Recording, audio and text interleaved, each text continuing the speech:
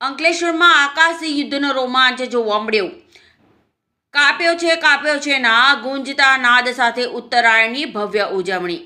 અંકલેશ્વરમાં આજે ઉત્તરાયણના પર્વની પરંપરાગત હર્ષોલ્લાસ અને ઉમંગ સાથે ઉજવણી કરવામાં આવી હતી.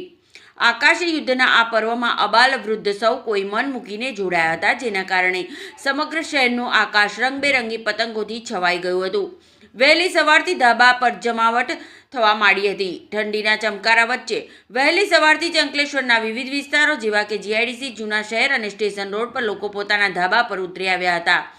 બાળકોથી લઈને વૃદ્ધો સુધી સૌ કોઈ પતંગબાજીનો અનેરો ઉત્સાહ જોવા મળ્યો હતો. લપેટ અને કાપ્યો છેના નાદ સાથે આખું વાતાવરણ ગુંજી ઉઠ્યું હતું.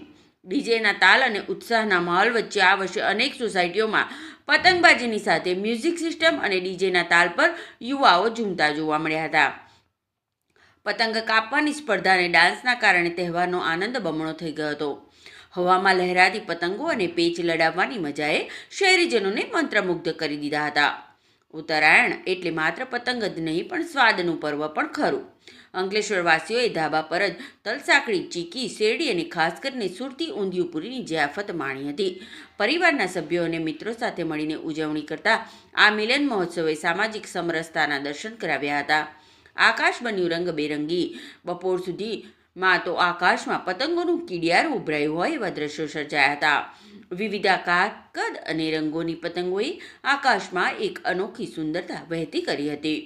સુરક્ષાના ભાગરૂપે વહીવટીતંત્ર દ્વારા પણ ચાઇનીઝ દોરીનો ઉપયોગ ન કરવા અને સાવચેતી રાખવા અંગે અગાઉથી સૂચનાઓ આપવામાં આવી હતી, જેનું મોટાભાગના લોકોએ પાલન કર્યું હતું. સાંજ પડતાની સાથે જ આકાશમાં ફટાકડા અને સ્કાય લેન્ટર્નની ઝગમગાટ જોવા મળ્યો હતો, જેની સાથે જ અંકલેશ્વરમાં ઉત્તરાયણના પર્વની હર્ષભેર પૂર્ણાહુતિ થઈ હતી.